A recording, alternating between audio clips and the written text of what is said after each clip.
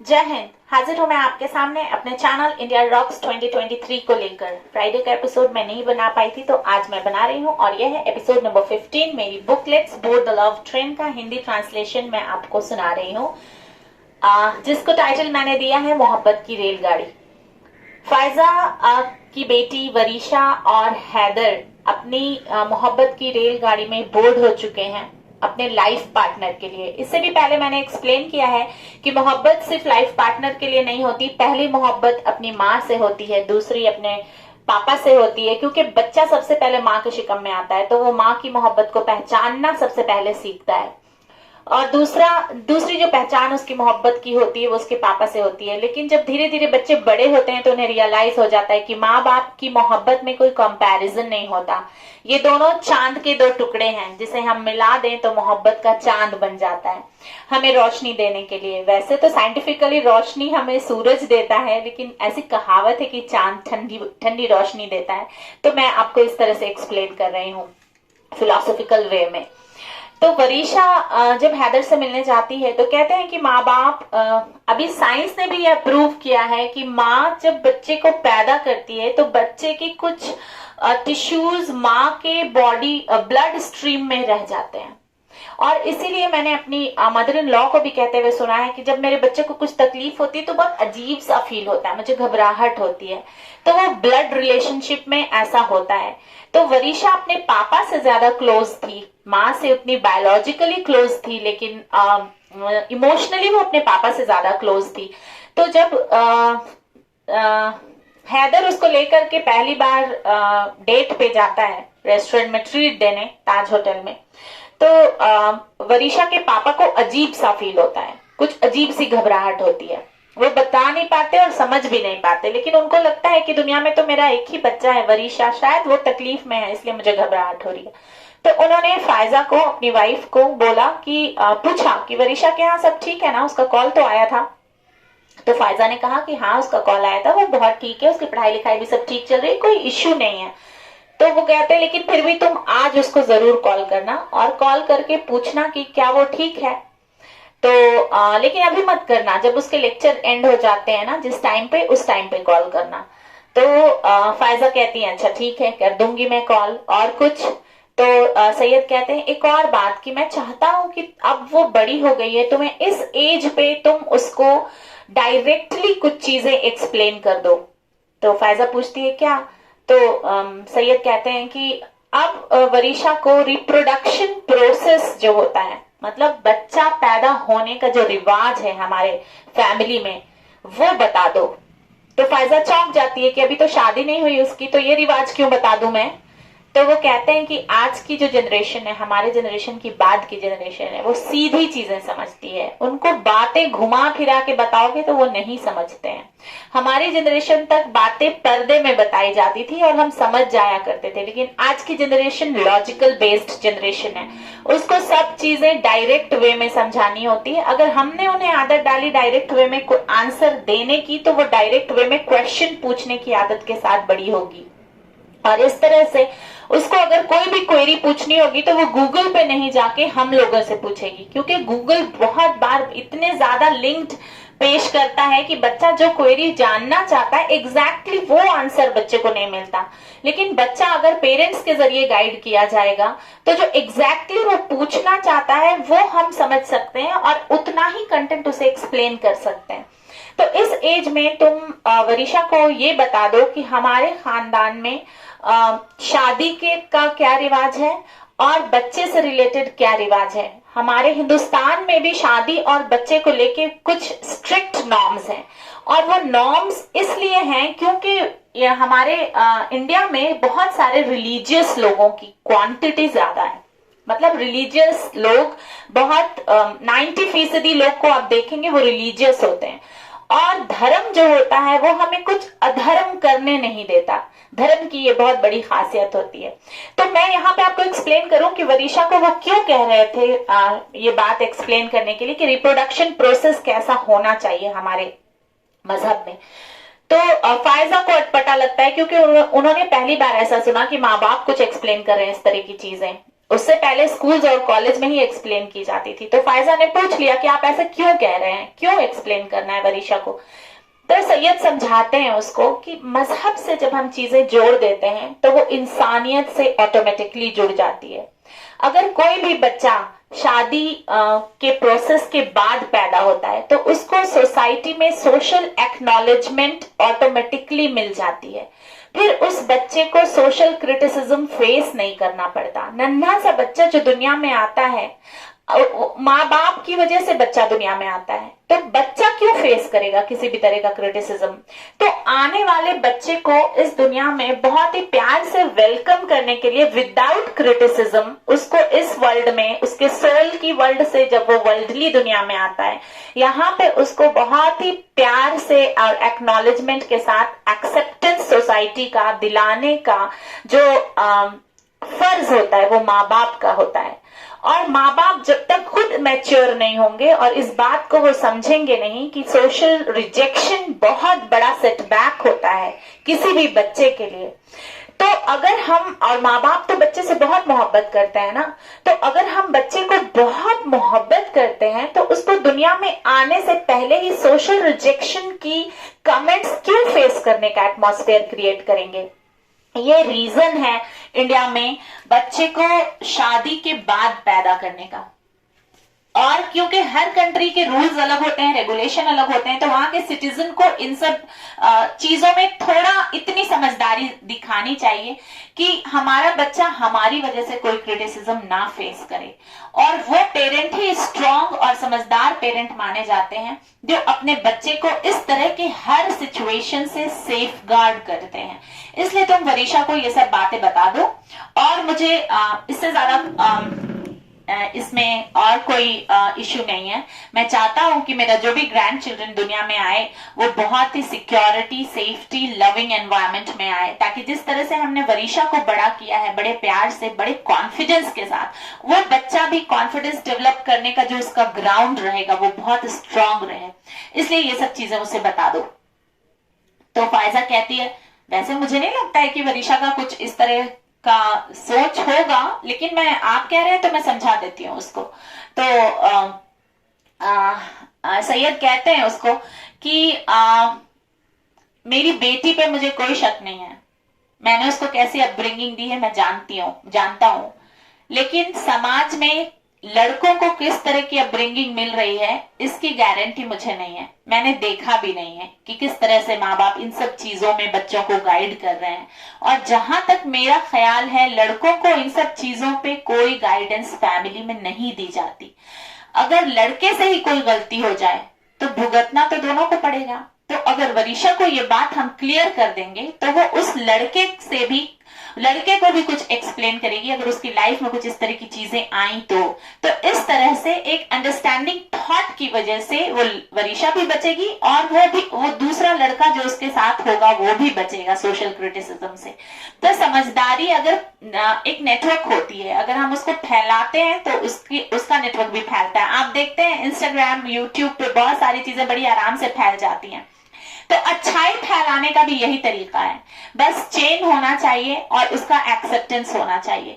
और बच्चों को हमारे देश में बहुत ज्यादा मोहब्बत दी जाती है, इसलिए ये सब कानून बना के रखे गए हैं ताकि बच्चा बिना मतलब की judgement, personal judgement, social criticism, इन सब चीजों में ना फंसे और अपना दिमाग पढ़ाई लिखाई, करियर, एजुकेशन, जॉब, ये सब चीजों में लगाए। इसलिए वो प्रोफेसर थे, लेक्चरर थे डिपार्टमेंट में, और फायजा भी लेक्चरर थी साइकोलॉजी की। तो वो चाहती थी कि बच्चे के ऊपर कोई साइकोलॉजिकल इफेक्ट सोसाइटी का ना पड़े और ऐसी गलती मेरी बेटी से ना हो जाए, इसलिए उन्होंने कहा था कि समझा दो। तो फायजा ने कॉल किया वरीशा को और वरीशा को बोला, बेटा सब कुछ ठीक है ना? हाँ अम्मी सब कुछ ठीक है। क्या बात है, आज आपका बहुत घबराया हुआ सा कॉल लगता है।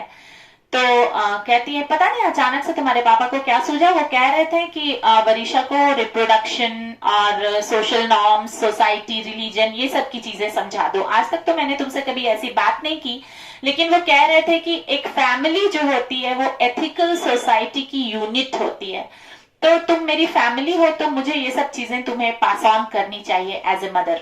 तो मैं तुम्हें बता रही हूँ। तो फायजा को लगता है कि जरूर ये लोग घबरा गए, शायद आज मैं हैदर से मिलके आई हूँ तो माँ बाप को थोड़ा इमोशनल बॉन्ड ज्यादा होता है, तो इन लोगों को घबराहट हुई होगी, इसलिए मम्मा ने कॉल किया है। तो वो कहती है, चुपचाप सारी बातें सुनती रहती है और कहती है कि मम्मा क्या हो गया, आज तक तो आपने ये सब चीजों पे मुझे कभी लेक्चर नहीं दिया, अचानक से ये सब चीजें क्यों समझाने लगी।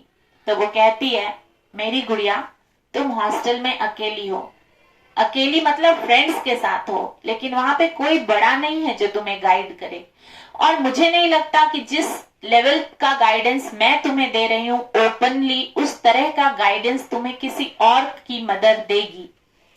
और वो क्यों देगी, उसको क्या मतलब, उसको पता ही नहीं है ना कोई चीज तुम्हारे बारे में, तो वो क्यों बिना मतलब किस तरह का लेक्चर देगी किसी दूसरे के बच्चे को। तो मैं चाहती हूँ कि मैं ये सब चीजें तुम्हें अपनी तरफ से एक्सप्लेन कर दूं, ताकि तुम अवेयर रहो अपने आसपास की सोसाइटी से, और सोसाइटी में किस तरह से लड़कियां कभी कभी इन सब चीजों में इन्वॉल्व हो जाती हैं अनजाने में, लेकिन क्रिटिसिज्म तो उन्हें ओरिजिनल ही फेस करना पड़ता है ना। वो सब जगह जा जाके ये तो बता नहीं पाती हैं कि मुझसे अनजाने में ऐसा हुआ, ये ऐसा हुआ। तो मैं एक बैकग्राउंड पहले से ही तुम्हें तैयार कर दे रही हूँ ये सब समझा करके।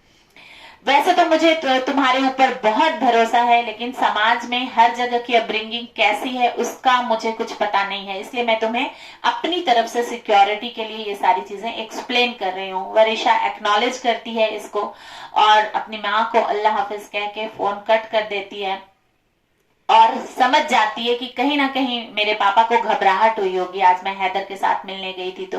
लेकिन उसने हैदर की बात अपने मम्मी पापा को नहीं बताई और ना ही शुरुआत की, क्योंकि हैदर ने वादा किया था कि ये मेरा काम है, मैं आकर तुम्हारे मम्मी पापा से बात करूंगा। इसलिए वरिशा ने कुछ बताया भी नहीं, ना सच बताया ना झूठ बताया, और उस बात तक पहुंची ही नहीं कि हैदर मिलने आया था, इस तरह की कोई बातें।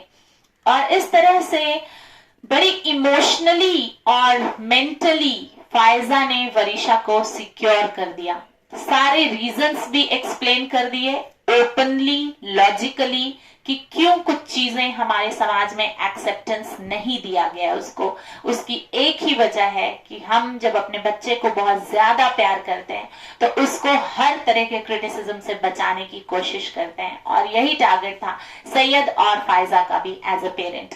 और ये लेसन यहीं पे खत्म होता है ग्रीनवुड्स, और इसका टेक अवे है कि ऐसी सिचुएशन जब जिंदगी में आती हैं तो वो हमें किसी भी तरह से हार्म नहीं कर पाती, नुकसान नहीं कर पाती, अगर बच्चों का रिलेशनशिप अपने माँ बाप से बहुत ही सच्चा और बहुत ही ओपन कम्युनिकेशन का होता है तो ये दो चीजें मैं पेरेंट्स से भी कहूंगी, और मैं भी इस बात का ख्याल रखती हूँ कि मैं अपने बच्चों से ओपन कम्युनिकेशन करूं।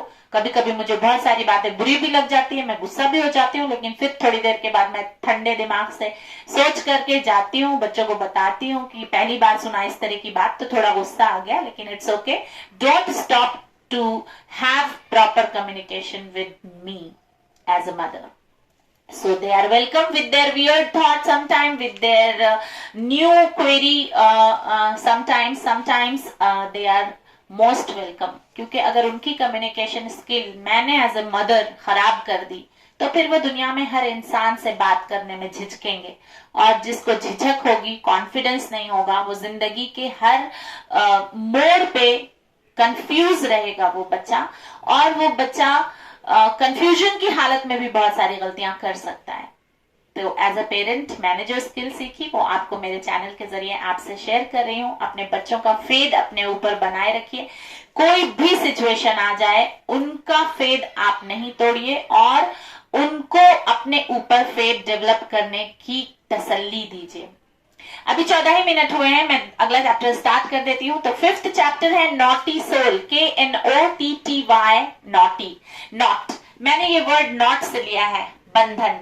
अब देखिए वरिशा और हैदर कैसे बंधन में बनते हैं। बहुत आसान नहीं होता हमारे देश में अपनी पसंद से शादी कर लेना, जबकि हमारे देश का हर मजहब कहता है कि लड़की और लड़के की शादी उनकी पसंद से होनी चाहिए, और उनको सारी चीजें पता होनी चाहिए कि शादी के बाद उनको रोल क्या करना है। बहुत सारी फैमिलीज में, मैंने तो जितनी फैमिलीज में मैंने देखा है, अगर उन फैमिली को हम 100% फैमिली मान के चलें तो यकीन जानिए 90% फैमिली में लड़कियों को और लड़कों को ये बताया नहीं जाता कि मैरिटल लाइफ में तुम्हें रोल्स क्या क्या करने पड़ेंगे। उनको लगता है कि बच्चे डर जाएंगे और फिर शादी से मना कर देंगे, लेकिन एक्चुअली में मैं आपको बताऊं, अगर एग्जाम आईएएस का है और बच्चा प्रिपेयर करने बैठ रहा है उस एग्जाम के लिए और हम उसे बताए ही ना कि किस किस तरह से स्ट्रैटेजी फेस करके तुम्हें ये एग्जाम क्रैक करना है, तो वो बच्चा फेल ही होगा। और यही वजह है कि आज देखिए इंटरनेशनल लेवल पे डाइवोर्स बहुत हो रहे हैं। तो मैं अपने चैनल पे ये लेकर आई हूँ लाइफ स्किल कि आप बच्चों से ओपनली चीजें शेयर कीजिए, क्योंकि कल को अगर किसी पेयर का डाइवोर्स होता है तो उसमें गलती सिर्फ बच्चों की नहीं होगी, वहां पे दोनों फैमिली के माँ बाप की भी गलती होगी। हमने बच्चे को प्रिपेयर ही नहीं किया उस रोल के लिए जिसमें हम शादी के बाद उसको ढकेल रहे हैं। एज अ पेरेंट थोड़े सिंसियर होना है और बहुत सारी चीजें उन्हें एक्सप्लेन करनी है कि ये रोल तुम्हें मिलने वाला है। Are you ready? अभी रेडी नहीं हो, टेक 1 more year। अभी रेडी नहीं हो, टेक मोर 1 more year। ऐसे करके उनको उस रोल के लिए पूरा एक्सप्लेन करना है। ये रोल वैसे बहुत मुश्किल भी नहीं है जितना बना के रखा गया है। जिंदगी को समझने का एक ये जर्नी एक स्टेशन से दूसरे स्टेशन का एक पड़ाव है जहां से सबको गुजरना ही पड़ता है। जो अकेले रहते हैं उनको भी चैलेंजेस फेस करनी पड़ती है लाइफ में। ऐसा नहीं है, बच्चों के दिमाग में एक चीज आ गई है कि जो अकेले रहते हैं वो फ्री ऑफ चैलेंजेस होते हैं। ऐसा है ही नहीं। हम दुनिया में आए ही हैं चैलेंजेस के जरिए जिंदगी को सीखने के लिए, बस चैलेंज का क्राइटेरिया चेंज हो जाता है। एग्जाम्स के पेपर चेंज होते हैं, जैसे एमबीए, आईएएस, आईपीएस, पीएचडी, ये सब अलग अलग कोर्सेज होते हैं ना, उनके पेपर्स अलग होते हैं, उनकी प्रिपरेशन अलग होती है। वैसे ही जिसने शादी की उसको भी चैलेंजेस फेस करना है, जिसने नहीं की उसको भी चैलेंजेस फेस करना है। लेकिन शादी का एक बहुत अच्छा जो मैं आपको पॉइंट ऑफ व्यू बताऊंगी कि क्यों जरूरी है।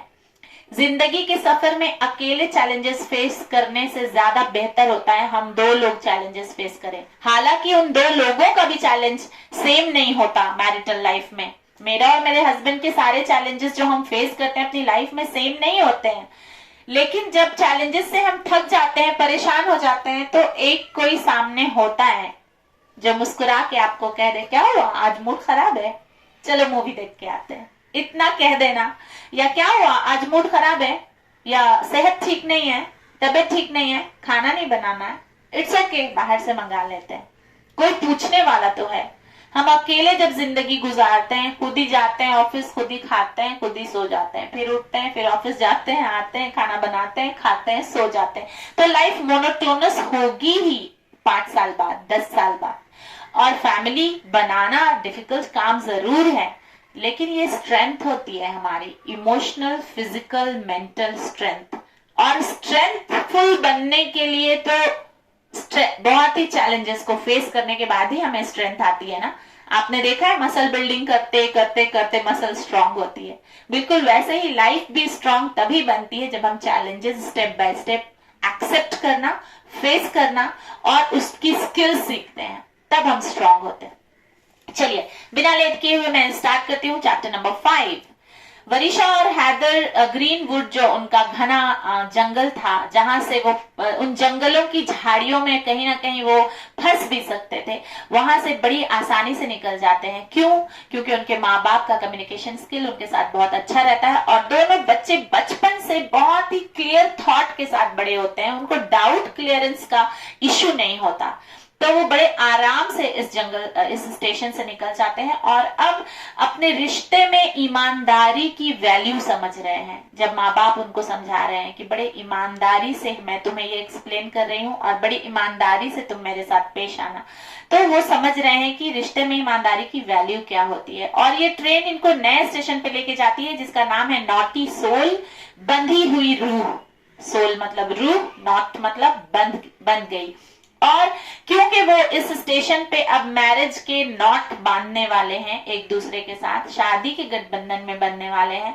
और इंडिया में बहुत सारे लोगों का, मैक्सिमम इंडियन सिटीजन्स की ये बिलीफ है कि मैरिजेस जो होती हैं, शादियां जो होती हैं, वो ऊपर वाला तय करता है। हमारे मुस्लिम रिलीजन में तो कहा जाता है कि जो पसली की हड्डी होती है ना, जिसे रिब्स कहते हैं, उसकी हड्डी से बनाई जाती हैं बीवियां। क्यों? ताकि वो दोनों एक दूसरे के बराबर रहें। अगर एक तरफ की सारी पसली की हड्डी नहीं होगी ना, तो इंटरनल ऑर्गन सेफ नहीं होंगे।